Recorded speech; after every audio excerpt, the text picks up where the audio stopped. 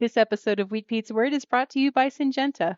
It's that time of year where getting the crop in and harvesting the highest quality and yield possible are top of mind. Reglone Ion is a true canola and pulse desiccant proven to make harvest more efficient and profitable. Reglone Ion provides fast, complete dry down of your crop, allowing you to take control of your harvest. Visit syngenta.ca to learn more. Good day and welcome to Wheat Pete's Word here on Real Agriculture for Wednesday, August the 20th. On this episode of the Word, we are lucky. We need to remember that once in a while. Weather. It's raining some places. How much good does that do? Then lots of agronomy. We're going to talk fertility. We're going to talk cover crops. We are going to talk winter canola and winter wheat planting dates. Let's go!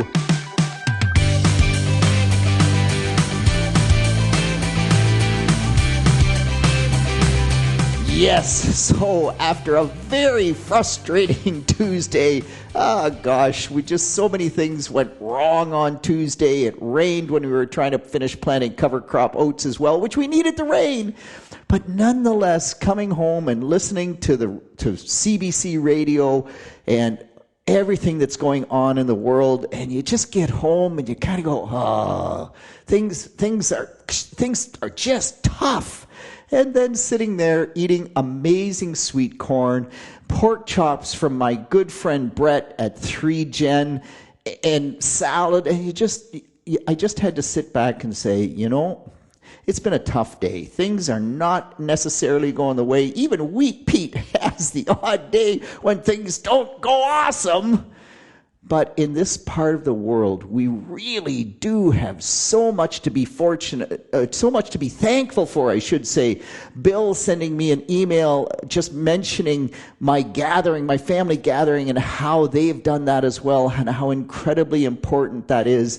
And when you think about the plight of other people in the world, we've tough situation here from a drought perspective, from a commodity price perspective, all of which I'll touch on here briefly. But if you can at all, and it's sometimes tough, but if you can at all, step back and just realize how fortunate we really are. We don't have hurricanes, we don't have tornadoes to speak of, a few, but not like many people in the world. We don't have earthquakes. Yeah, we have awesome, abundant food. We are incredibly fortunate, and we need to be thankful for that, that's for sure. Okay, I want to also add, if possible at all, there's just so many questions coming my way, which is exactly what I want, so I am not complaining. Keep it coming. But I simply cannot get through them all on the Word, and so I've been doing a lot of them on Agronomic Monday. So if you can at all, subscribe to Real Ag, download the podcast for Agronomic Monday. If Wheat Pete is on, there is going to be agronomic stuff there that I talk about that I won't always cover on the Word. So yeah, it's just another opportunity to get good, I hope my advice is good agronomic information coming from Wheat Pete. All right. Let's move on. And how can this be? Oh my gosh. Chuck sending me an email, or rather a text. Chuck from New Liskeard, with frost on his soybean leaves. And I'm going, no, how cold did it get? He says -4 Celsius at 5:50 a.m.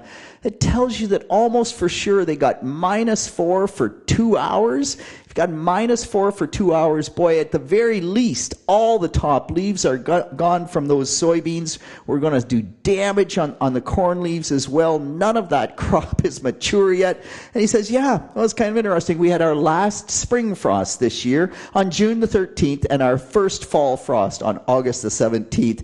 That is one short growing season. He says it won't be a disaster. They've seen it worse, but nonetheless, it just weather. Norm sending me some pictures via text as well. Norm is in central Ontario. 1 inch of total rainfall since they put the corn and the soybeans in the ground, and that came in one rain. They got 1 inch once.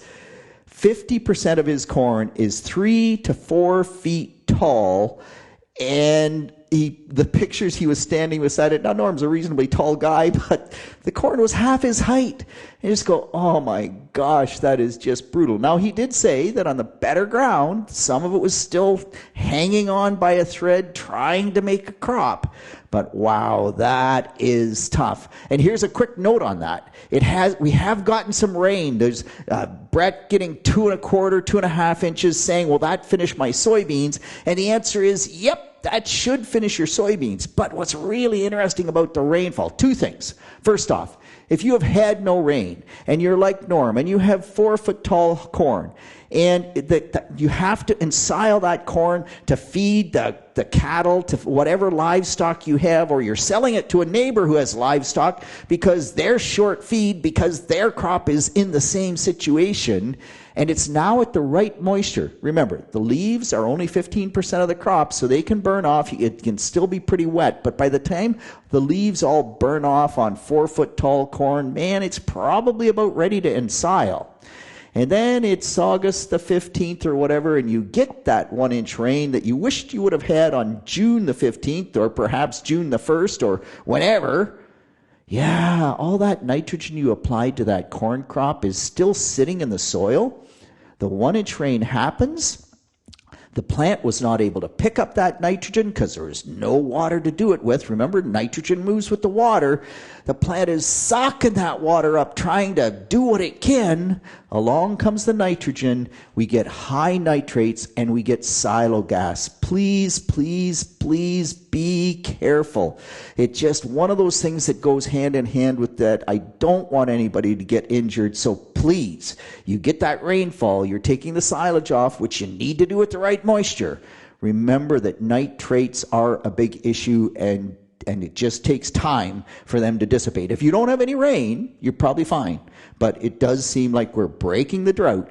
And so, yeah, watch the nitrates. The other thing about this whole drought situation is many growers have asked me, okay, Pete, how long does it last? I get an inch of rain. How long does it last? So here's the scenario. It was super dry here at Ingersoll where I live. We got 1.2 inches of rain on Tuesday of last week.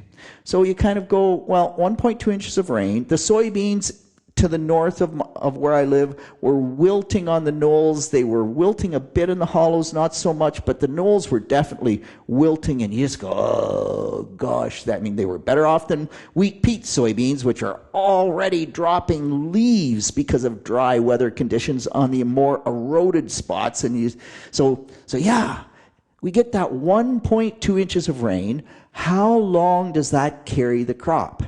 And I would have said that the soybean crop right now is using, let's call it, 1/4 inch of water per acre per day. 1.2 inches should be 5 days worth of water. It happened on Tuesday. The soybeans on the knolls did not wilt on Wednesday. They did not wilt on Thursday, but they did wilt by Friday. So even though we got that 1.2 inches of rain, it came super fast. This is a nice silt loam soil, and it seals off. That rain came fast. The soybeans should have protected the soil, but this is not a cracking clay. Those eroded knolls, almost for sure, because it came so fast, it ran off. We did not get 1.2 inches of infiltration. And so instead of getting 5 days, we basically got 2 or at the most 3 days out of that 1.2 inches. The other thing I would say about the rain now, in many cases, it's simply too late. If you have corn, as I've walked lots of cornfields, and in fact, some corn that I looked at, it has 18 rows around. When I looked at it, the cobs, and this is the frustrating part, we did everything right. 18 rows around, that's excellent.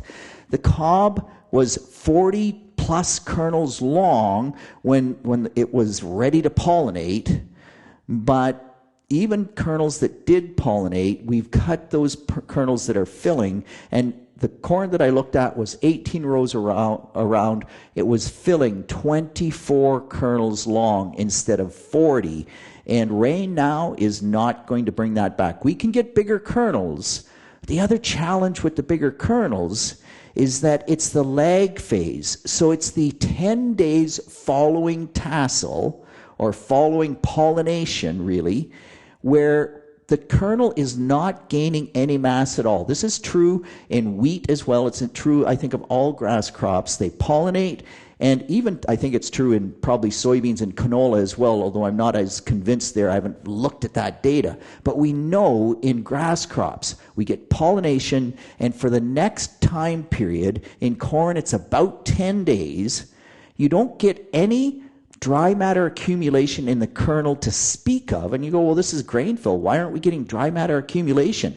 It's because during the lag phase, that kernel, all it's doing is cell division, cell division, cell division. And that cell division decides how big that kernel can get and how much weight we can get in that individual kernel.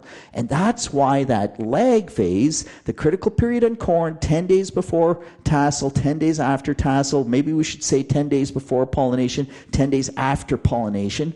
But yes, that critical phase, and we were under drought stress, if we did not make enough cells in that kernel, and we aborted kernels because of drought, and now the rain comes, and you will say, well, we'll get heavier kernels. We will, but there will be a limit depending on how impacted that corn was during that lag phase period. If there's not enough cells to fill with starch, they simply won't be as big as we wish they would be. Anyway, I don't mean to be a downer, but that's just what's going on out there. And yeah, Warren saying, hey, Peter, so my wheat was awesome this year, 119 bushels per acre. And they came in and they did a yield estimate through the one of these yield tours. My corn, not 119, not 229 like it would normally be or something in that range. My corn, 114, which, by the way, is less than 119 that I got on my wheat crop, and that's in the bin. My bean yield at 28 bushels per acre. So, wow. Things are definitely tough out there when you look at what Norm has, and many other people as well. And so from that perspective, Wheat Pete's 15, Kelsey Banks, great agronomist, doing a farm call, talking with the farmer, first said, how is everything? And, well, you could tell he was just looked tired. And after about 5 or 10 minutes in that conversation, and Kelsey, good for you to have the conversation, the farmer just said, man, I am so stressed. I'm depressed. The commodity prices are terrible. The drought is, I'm not going to have crop to sell, or not what I should have to sell. It is, as much as we are fortunate, and I want you to remember that, man, the stress level is unbelievable. So please pick up the phone and remember, you can't say to someone, call me if you have problems. Because if they have problems, it's like Kelsey. That farmer didn't pick up the phone and call Kelsey and say, Kelsey, I'm feeling blue. No, Kelsey had to be there. So either pick up the phone and call or drive in the laneway, because right now, in many parts of Ontario, we, agriculture, farmers, producers, need all the support they can absolutely get. Hey, just on that quick note, I did want to mention that, I do talk lots about low commodity prices. And so Bill saying, Peter, low commodity prices, but don't forget the risk management program. So I sold my wheat, my yield was good. The commodity price was not good. But I'm really looking forward to that check from the risk management program, because that should bump me up so that's a much more profitable crop. And Bill, I like that thought process. Another caller leaving me a message saying, Pete, you talk about the commodity prices as being too low. Well, producers did have the opportunity to sell soft red wheat for $8 a bushel, to lock corn in at $5.75 a bushel. The grower actually said that they have half their corn crop locked in at $5.75. And so there were some pricing opportunities. Now, if you were Norm and you price corn at $5.75 and you don't have corn to fill that contract, you better have a good relationship with your local elevator, and hopefully the local elevator works with you, but there's some risk there. Nonetheless, there was some pricing opportunities, and most of the time we are our own worst enemy. So this particular grower said that, it's not the commodity prices necessarily that are the problem. It's that we We just pay $400 land rent. We pay $35,000 an acre to buy land.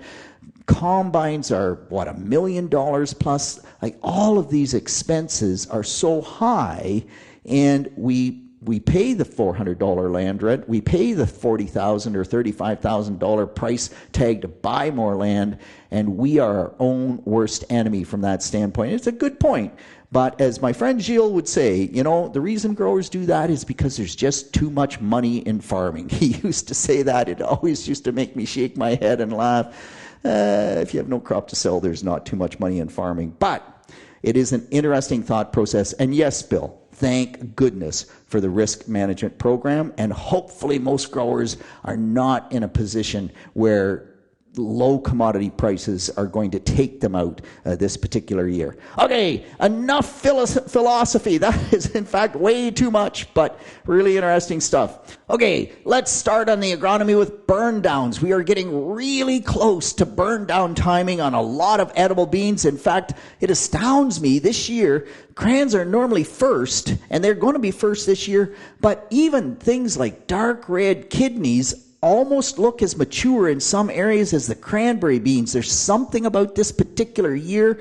Maybe it's the dry weather, maybe it's the heat, but things are coming in fast. Remember, in edible beans, we really end up with just one burn down option. We can't use glyphosate. Sometimes we can use Reglone or AIM, or there are some others. But if you look at, the efficacy of the products that we are actually able to use, most of us will end up using Aragon, or called heat in Western Canada. And so if you are going to burn down with sulflufenicil, heat, or Aragon, remember, number one, you need merge with it. Surfactant makes it work. Number two, you need lots of water. But number three, and most important of it all, and it's early in the season, so you should be able to make this work, is you need sunshine, and better yet, warm temperatures. Last year, and I talked about this, but I'm just reminding you, last year, one grower was spraying the field, ran out, whatever, and they were spraying it at 2 o'clock in the afternoon, ended up coming back and spraying the rest of that farm, I believe it was 7 or 8 at night. And you say, how can that make much difference? Well, we had good sunshine, we had good heat, and it's called heat in Western Canada. I think that's a perfect name, or a perfect indication of how to make it work. They had about half the efficacy of the product when they sprayed it late at night versus when they sprayed it in the day when it needs to be sprayed. So whatever burn down product you're going to use, for goodness sakes, know what it needs. But with sulflufenicil, to make it work, you have to spray in the heat of the day, and sunshine is better. And man, if you don't, it's like two different products. It's the same active in the jug, but it works like two different products. Okay, Jason asking me about triple superphosphate. So there's lots of triple superphosphate being talked about out there. We typically don't even look at triple superphosphate. We use MAP, or in some cases DAP in other places, but triple superphosphate is a 0-46-0. All right, so it's 46% phosphate, P2O5. MAP is 52%. So that's 12% more phosphorus in MAP than there is in triple superphosphate. Typically, the triple superphosphate is $200 a ton cheaper than the MAP. So 12% less MAP and about 17% less cost, but no nitrogen whatsoever. So if all you're after, Jason, is phosphorus, then that's great. Jason's going to use it as a seed-placed phosphorus. Yeah, but Murray Miller, way back in the mid-'80s, did work on phosphorus uptake in grass crops. I think it was both corn and wheat. And what he found was that a little bit of nitrogen helped the phosphorus uptake. Plus, if you put MAP on at 100 pounds per acre, you get 11 pounds of nitrogen. you're not going to lose all of that over winter. You're probably at least going to have 5 or 6 pounds of that you can contribute to your wheat crop next spring. That's just the way nitrogen works. Plus, the wheat plant will pick up a bit of that nitrogen, and it will pick up more phosphorus. So the price difference is real. If I was bulk spreading phosphorus after wheat and I wasn't growing a cover crop, I think triple superphosphate would be an excellent option. Or if I had some manure and I was trying to top up my soil test with added phosphorus, growing that cover crop, using it with wheat seed, I don't like it there because it has no nitrogen, and nitrogen helps phosphorus uptake. So I'd much rather use MAP in that situation. Murray Miller's data suggested that a 1 part nitrogen to 5 parts phosphorus was the best ratio to increase phosphorus uptake in the wheat crop, in the corn crop. MAP just happens to fit that almost perfectly. 11's 52-0, so that's almost that 1 part nitrogen to 5 part phosphorus ratio. I like it. Brett, by the way, sending me some awesome data from Saskatchewan where he looked at putting phosphorus right with his rye seed.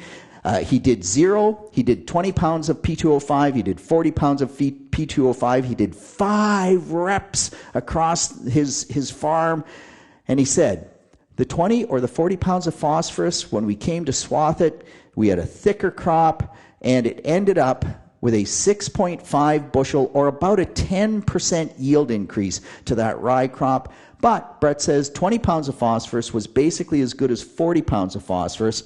We also, though, saw 500 pounds per acre more straw. Now, we normally don't bale the straw, so we wouldn't put a price on that. But where we did bale it, it added more income. That 500 pounds of straw added more income. So the 500 pounds of straw, if you don't sell it, Brett, still, that's more biomass, that's more organic matter going back into the system. It still definitely has value. But in Brett's data set, 20 pounds of phosphorus equaled 40 pounds. Economically, 20 pounds is where he should target. I agree with that. And actually, the bulk of our data, our wheat data, when we apply 50 pounds of MAP with the wheat seed, we got about 6.5 bushel yield increase. When we went to 100 pounds of MAP with the wheat seed, we got 7.5 bushels. So it is a phosphorus response curve, and your data is just pretty much mirroring our data. Not surprised. The one thing about 40 pounds or 20 pounds of phosphorus, are you keeping up when you apply that phosphorus? You're just going pretty slow. Okay, Jesse saying, is the sulfur in gypsum just as good as any other sulfur? And Jesse, the answer is absolutely. That sulfur is sulfate sulfur. It should work just like anything else. It just comes down to price per pound of unit. All right, I'm going way long, but I just do, when we talk about cover crops, Anna Cates out of Minnesota will link the study. They seeded cover crops from 10 to 60 pounds per acre of oats, from 10 to 135 pounds per acre of seed of rye. No difference across all those 10 pounds, and they were getting as much biomass in the spring as when they seeded 135 pounds. I'm abusing that data just a little bit, but seeding rate wasn't the critical component. And this comes back to this whole conversation about nitrogen on the cover crop. Josh sending me an email saying, Peter, we have this field, poor corn growth all year. And I go back and it's just nitrogen deficient. None of the other corn in the area is. This field is just suffering. They grew oats with no nitrogen last year. Is that part of the problem? And Josh, you're about the 10th person to reach out with a similar situation. This nitrogen on the cover crop really does seem to be as big an issue as is a bigger component of how that cover crop does than actually seeding rate, which is really interesting. And so the one thing about the Minnesota study is that if you got fall growth, you stopped the wind erosion significantly. Lots of wind erosion in Minnesota. Kennedy, you said you walked away from cover crops. Man, that big field across from where I live and no cover crop, That's pretty wind erosion prone soil. A few oats would sure slow down that soil loss. Okay, last, and I'm going to cover this because it's Paul and Josh both saying, when do we seed winter canola? Okay, so with winter canola, really interesting, and I'll talk more about this in another podcast, but Frederick from Denmark sending me an email, and they seed their winter canola to target 600 growing degree days, base 5 Celsius, which ends up being 6 to 8 weeks before they would seed wheat. Here in Ontario, wheat is 450 growing degree days. That's what we'd like before freeze up when we seed that wheat. Base 0. Oh my gosh. Like, we just cannot go that much ahead. But in Denmark, they have growth regulators, and that's how they keep that canola plant short. So for the most part, we would like to seed winter canola, depending on geography, where you live in the province of Ontario, the last few days of August or that first 5-7 days of September. If you seed it too early, you're going to get too much fall growth like we did last year, and what happens is the crown gets away from the soil surface, and then you're at risk of injury. So don't seed too early. The wheat's out of the way. We've got moisture now. Yeah. Just don't seed that canola too early, because I think it's going to hurt you. All right, that's it. That's all. That's all I'm going to talk about this time. On behalf of the team here at Real Agriculture, this is Wheat Pete with the word for Wednesday, the 20th of August. Hey, keep the questions coming. Listen to Real Ag Radio, Agronomic Monday if you can. And yeah, someday I will do a short Wheat Pete's Word episode. Just not sure when that's going to happen. Talk to you soon. Thank you for downloading this episode of Wheat Pete's Word, brought to you by Syngenta and Reglone Ion. Speed up and even out the natural dry down process and preserve your crop quality and yield. Reglone Ion lets you out of the field and into the bin faster with a true canola and pulse desiccant. Talk to your Syngenta rep to learn more.